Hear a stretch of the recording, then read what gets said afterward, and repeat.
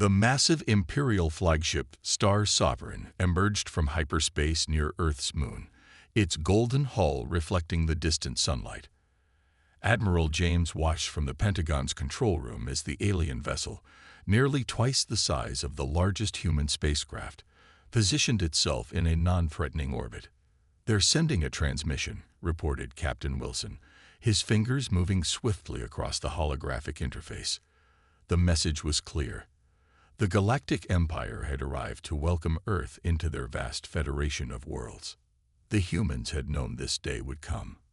For over 200 years, since detecting the first alien signals, Earth had prepared in secret. While maintaining an appearance of normal technological progression, underground facilities across the planet had developed weapons and defenses far beyond what they showed the world. The Imperial Ambassador, Lord Regent Dax, arrived on Earth with great pomp and ceremony. His tall, slender form towered over the human delegates as he entered the United Earth Council chamber in Geneva. His silvery skin and four-armed posture drew curious glances from the assembled representatives. "Your species has shown remarkable progress," Dax announced, his universal translator converting his musical language into English. "The Empire offers you protection and guidance as you join our galactic community." Admiral James, sitting in the back row, noticed the subtle condescension in the ambassador's tone. The Empire clearly viewed Earth as another primitive world to add to their collection. President Miller maintained a diplomatic smile, playing along with their assumptions. The first sign of trouble came during the tour of Earth's most advanced military base, a carefully crafted facade hiding the real installations deep underground. Lord Dax's aide, Major Rex, made several dismissive comments about human technology. "Primitive projectile weapons," Rex muttered, examining what appeared to be a standard missile system. "They haven't even mastered basic plasma technology." The breaking point arrived when Major Rex, against diplomatic protocol, attempted to scan the base with unauthorized equipment. The hidden sensor arrays detected his actions immediately, but the humans played ignorant. "I apologize for my subordinate's curiosity," Dax said smoothly, but his eyes showed a calculating gleam. "We merely wish to assess your defensive needs." That night, Imperial sensors detected unusual energy signatures from the moon. Instead of following diplomatic channels, Major Rex launched a small probe to investigate without authorization. The probe never reached its destination. A previously invisible defense grid activated, destroying the probe with precision. The Empire, outraged at this primitive world's deception, demanded an explanation. President Miller's response was calm but firm. "We have the right to maintain our security measures. Your probe violated 3 separate articles of the diplomatic agreement you signed yesterday." Dax's 4 hands clenched in anger. "You dare to destroy Imperial property. Perhaps we overestimated your species' readiness for galactic civilization." The next 24 hours became a dangerous dance of escalating tensions. The Empire, believing they were dealing with an upstart primitive world, moved additional ships into the solar system. Earth's apparent lack of response encouraged their arrogance. The situation exploded when Major Rex, acting on his own initiative, launched a warning shot at a small human satellite. The plasma beam never reached its target. A hidden defense platform shimmered into view, its advanced shields absorbing the attack. Then, in a display of precision that shocked the Imperial forces, it fired a single shot that disabled the weapons systems on Rex's ship without causing any casualties. "This is Admiral James of the United Earth Defense Force." The transmission went out clear and strong. "Your unprovoked attack constitutes an act of war. You have 1 hour to withdraw from our solar system." Lord Dax, his face contorted with rage, made the mistake that would change galactic history. "You primitive apes dare to threaten the Empire. We will teach you your place in the galaxy." As the Imperial ships moved into attack formation, Admiral James sighed and sent the code that activated Earth's real defense grid. Thousands of advanced weapon platforms shimmered into view around the planet and moon. President Miller's message was brief. "We tried to be diplomatic. Remember, you chose this path." The first shots of the human Imperial War were fired moments later, and the galaxy would never be the same. In the Pentagon's war room, Admiral James watched the screens light up with activity. "And so it begins," he muttered, knowing that humanity's long preparation for this day was about to be put to the test. The Imperial fleet arrived in waves, thousands of warships emerging from hyperspace like golden stars appearing in Earth's sky. Admiral James stood calmly in the Global Defense Command Center, watching as the enemy ships formed their traditional battle formation, a sight humans had studied for decades through long-range observation of other Imperial conquests. "They're deploying exactly as our simulations predicted," Lieutenant Roberts announced, her hands moving across the tactical display. The Imperial ships arranged themselves in their famous Spear of Dawn formation, a pattern that had conquered 100 worlds. High Admiral Thex of the Imperial fleet stood proudly on his command bridge, looking down at the blue planet below. "Begin the standard subjugation protocol," he ordered. "These humans will learn their place quickly." The first wave of Imperial ships launched their attack, expecting an easy victory. Their sensors showed only a scattered network of defensive satellites and a few hundred primitive space vessels trying to evacuate Earth's orbital stations. What happened next would be written into Imperial history books as the Terra Shock. As the Imperial ships moved into firing range, Earth's true defense grid activated. The primitive satellites transformed, unfolding into advanced weapon platforms. The evacuating ships suddenly dropped their holographic disguises, revealing heavily armed warships. "All units, execute Operation Thunderstrike," Admiral James commanded. Decades of preparation came into play as humanity revealed its real military might. The Imperial ships found their energy shields failing as hidden human EMC weapons, specifically designed to counter Imperial technology, activated.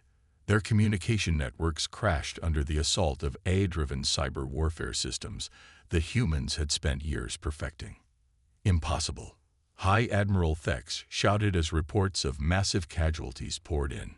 These primitives couldn't have developed such weapons. But they had.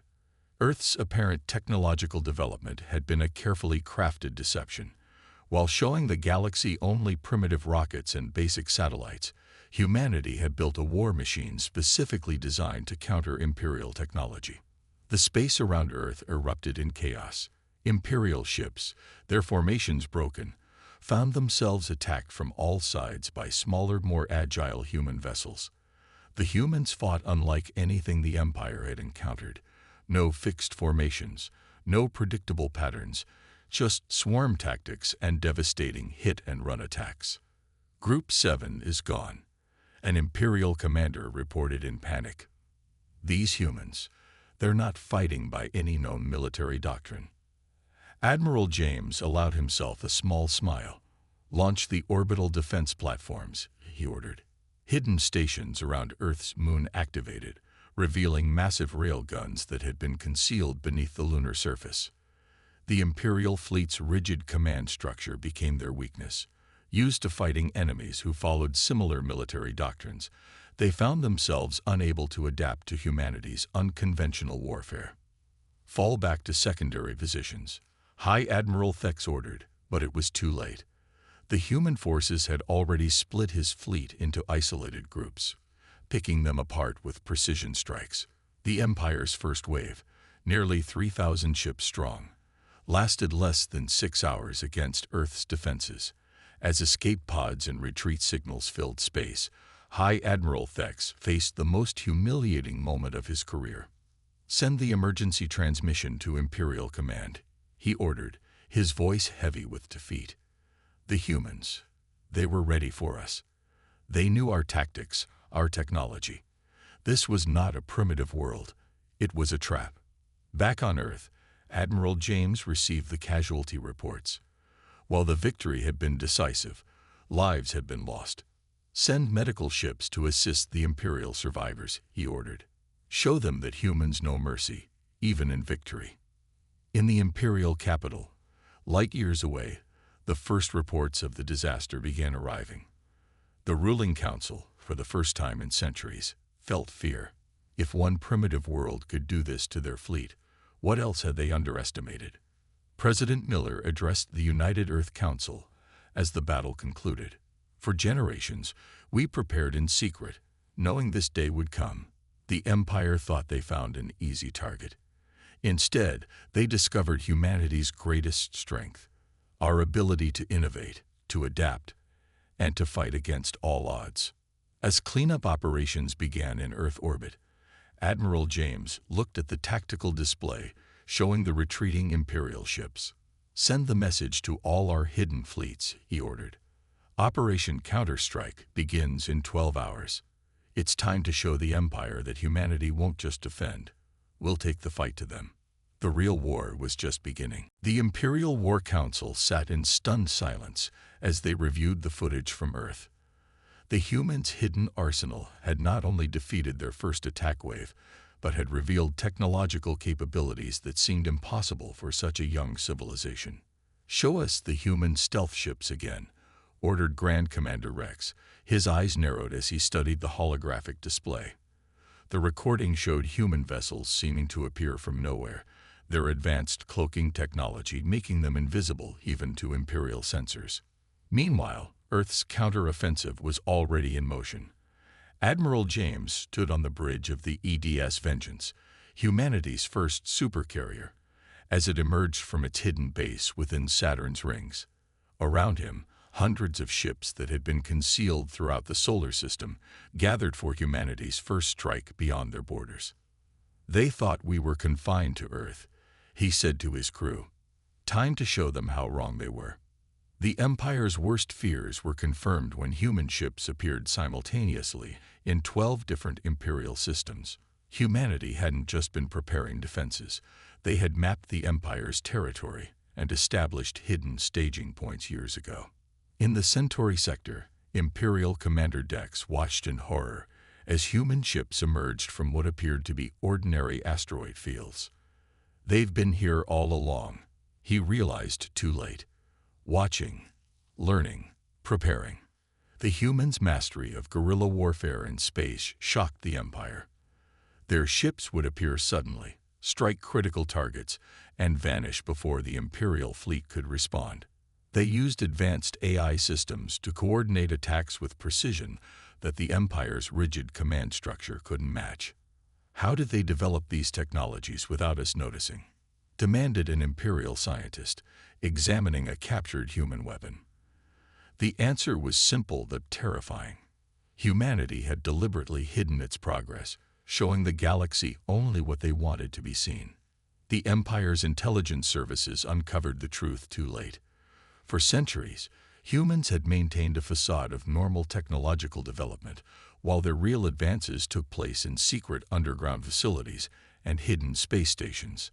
They had observed and analyzed every alien technology they could detect, developing countermeasures long before first contact. Admiral James led the attack on the Imperial supply lines, using tactics that defied conventional space warfare. Human ships would hide within gas giants, using their gravity to slingshot into attack positions. They deployed autonomous drone swarms that overwhelmed Imperial defenses with their sheer numbers and unpredictability. "Their entire civilization is built for war," reported an Imperial analyst. "Every human technology has a military application. Even their entertainment systems can be converted into targeting computers." The Empire's biggest shock came when they discovered humanity's true AI capabilities. While they had shown the galaxy only basic computers, humans had developed highly advanced artificial intelligence systems that could predict and counter Imperial strategies in real time.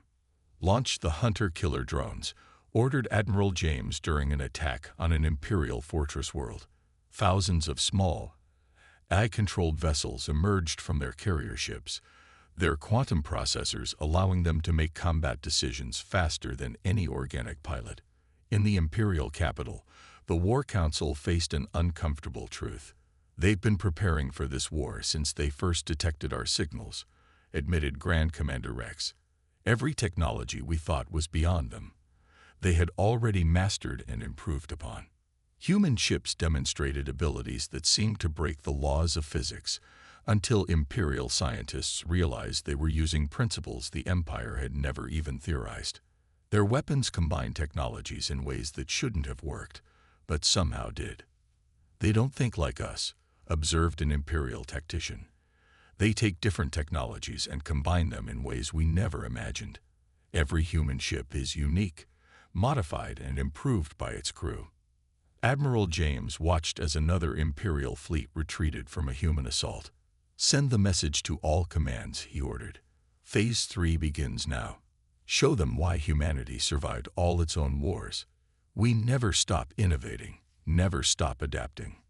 The Empire had awakened a civilization that had spent its entire history preparing for war, not out of aggression, but out of a deep understanding that the galaxy might not be friendly.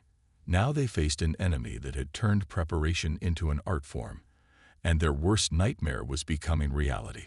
As human ships appeared and disappeared throughout Imperial space, a new saying began to spread among Imperial troops: "If you can see a human ship, it's already too late." The great halls of the Imperial Senate echoed with angry voices as representatives from 100 worlds demanded answers. The war with Earth had entered its third month, and the Empire's losses were mounting at an alarming rate.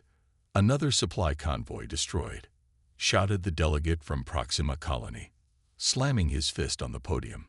"These humans strike everywhere at once. How can a single species from one planet do this to the mighty Empire?"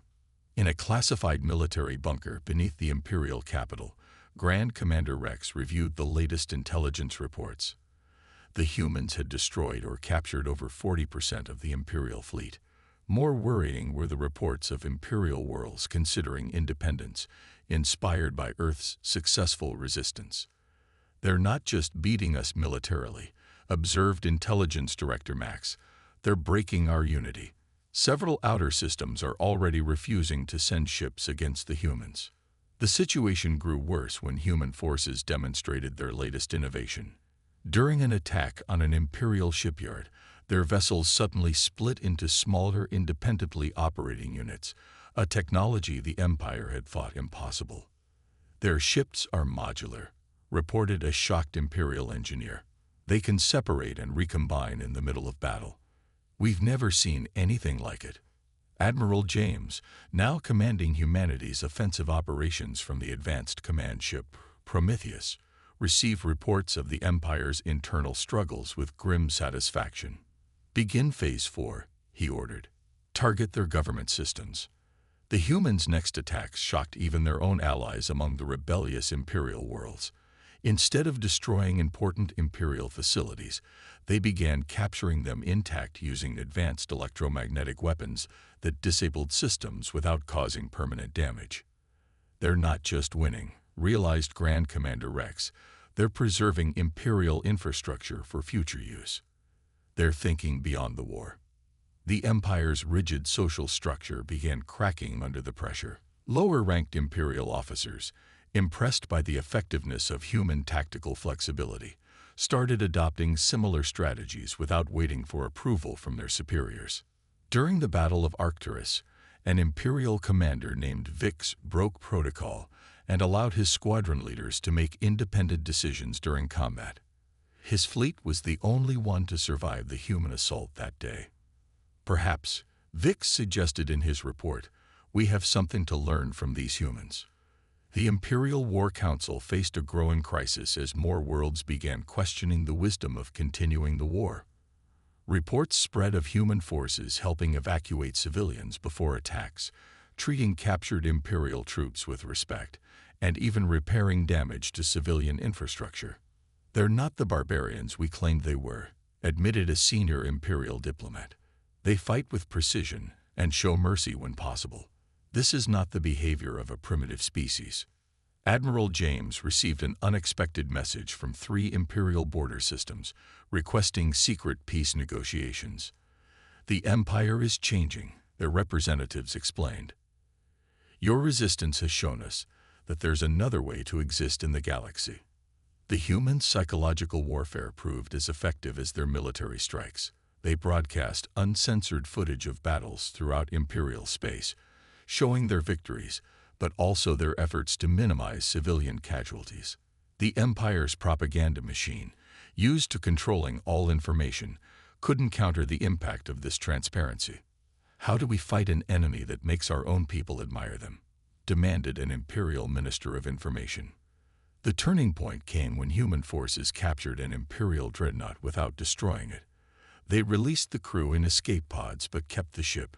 Within weeks, they had mastered its technology and began using modified versions of Imperial weapons against their creators. "They learn and adapt too quickly," reported an Imperial weapons designer. "Every tactic we develop, they counter within days. Every technology we deploy, they improve upon within weeks." In the Imperial Senate, the first calls for peace negotiations began. The humans had achieved what no other species had managed in 10,000 years. They had forced the Empire to consider the possibility that they weren't the supreme power in the galaxy. Admiral James received the reports of the Empire's internal turmoil with mixed feelings. "Send word to command," he ordered. "Tell them the Empire is starting to break. But remind them, a wounded Empire is at its most dangerous.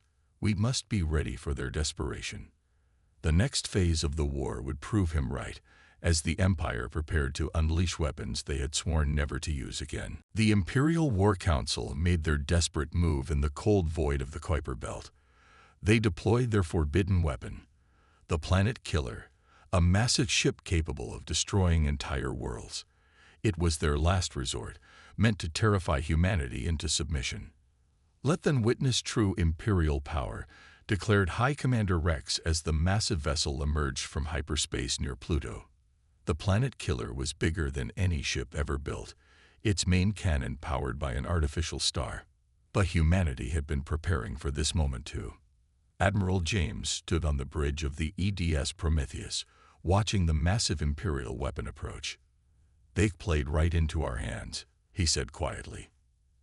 "Activate Project Phoenix." The Empire's sensors detected something impossible. The entire Kuiper Belt seemed to come alive. Thousands of objects previously thought to be ice and rock revealed themselves as camouflaged human installations. Decades of secret construction had turned the outer solar system into one massive trap. "Multiple energy signatures detected," shouted an Imperial officer. "They're everywhere." The humans had built their own super weapon, but with a crucial difference.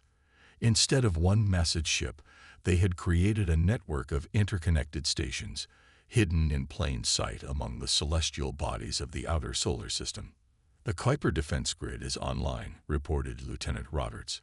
"All stations report ready." The Planet Killer fired its main weapon at Earth, a beam of energy that could shatter a world.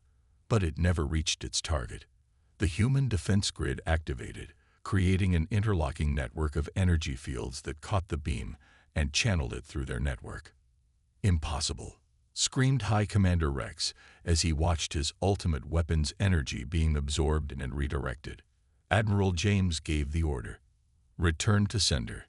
The human network redirected the Planet Killer's own energy back at it, amplified by thousands of stations working in perfect synchronization. The Empire's greatest weapon was destroyed by its own power, transformed into a brief artificial sun that lit up the outer solar system. "Send the footage to every world in Imperial space," ordered Admiral James. "Show them what happens when humanity is pushed too far." The destruction of the Planet Killer marked a turning point, not just a military victory, but a philosophical one. The Empire had built a weapon to destroy worlds. Humanity had built a system to protect them. In the aftermath, Imperial worlds began openly declaring their independence. The Empire's reputation for invincibility was shattered, replaced by a new legend, the story of how a single world had stood against the greatest power in the galaxy and won. "We need to discuss what happens next," Admiral James told his staff. "The Empire is breaking apart. We need to ensure that what replaces it is better, not worse." The human response to victory surprised the galaxy again. Instead of pressing their advantage to destroy the Empire completely, they offered terms for peace.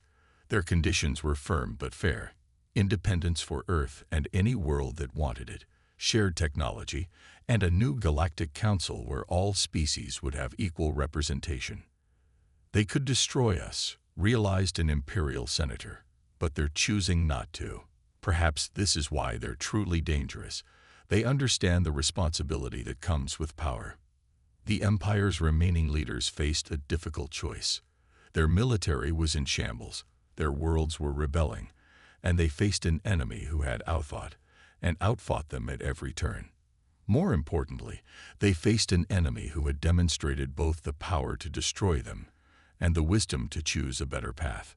Admiral James stood before the United Earth Council, delivering his report on the Empire's response to their terms. "They're beginning to understand," he said, "not just our strength, but our principles. This war can end not with destruction, but with transformation."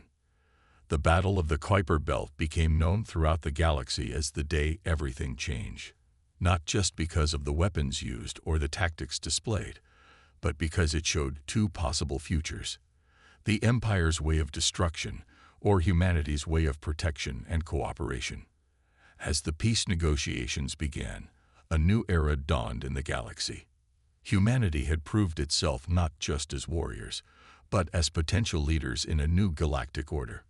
"Remember this day," Admiral James told his crew, "not as the day we won a war, but as the day we started building a better galaxy." The Imperial archives buzzed with activity as archivists recorded what would become known as the Human Warning. Reports from across the galaxy flooded in, each telling stories of human military capabilities that seemed more like legends than reality. "Mark this as Priority 1, ordered Chief Archivist Tom, his hands trembling as he processed another battle record. "Every species in the galaxy needs to understand what happens when you challenge Earth." In the Centauri sector, an Imperial governor watched surveillance footage of a human stealth fleet, materializing from nowhere to disable a pirate base that had plagued his system for decades. The humans hadn't even been asked for help. They simply saw a problem and solved it. "Their efficiency is terrifying," he noted in his report, "but more terrifying is how they make it look easy." On the Imperial capital world, the Senate chambers had become a place of whispered conversations and nervous glances. Representatives shared stories of human capabilities that grew more incredible with each telling. "They turned an entire asteroid field into a mobile battle station," claimed one senator. "Their ships can transform mid-battle," added another. "They have AI that can predict our moves before we make them," whispered a third. Admiral James, now serving as Earth's representative to the new Galactic Council, watched as the stories spread. Humanity's reputation grew not just from their victories, but from their actions afterward. "Another Imperial world has requested our help with their defense systems," reported Lieutenant Roberts. "That's the 12th this week."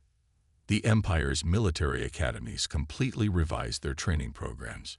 Young officers now studied human battle tactics, learning painful lessons from the war. The famous Terran combat protocols became required reading throughout Imperial space. First rule of engaging humans, a veteran Imperial commander taught his students, is don't. Second rule is, if you must fight them, surrender quickly while you still have ships left to surrender with. In the Orion Arm, an Imperial patrol encountered a pirate fleet attacking a colony world. Before they could engage, human ships appeared from 3 different directions, disabled the pirates with precise shots, and disappeared again without saying a word. "They're everywhere and nowhere," the patrol commander reported. "Just knowing they might be watching makes everyone behave better." The Empire's intelligence service compiled a comprehensive report titled "Understanding Human Military Doctrine." Its most quoted line became famous throughout the galaxy. "Humans don't just prepare for the battles they expect.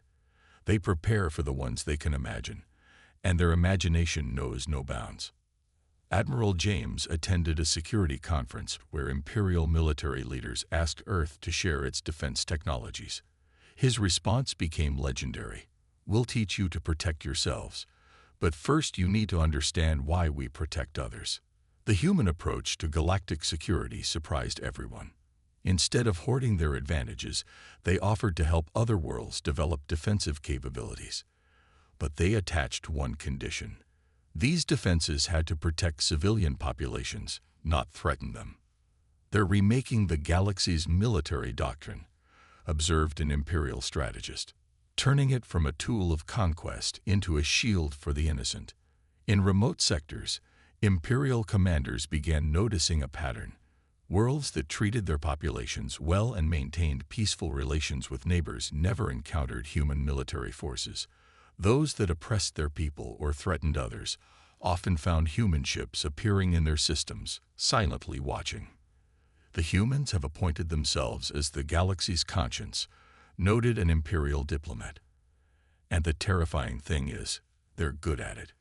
The Empire's warning to other species about engaging humans in combat became known as the Terra Protocol. It was simple: do not attack Earth or its allies. Do not threaten innocent populations. Do not expect traditional military responses. The humans will not fight fair. They will fight to win, but they will also fight to protect.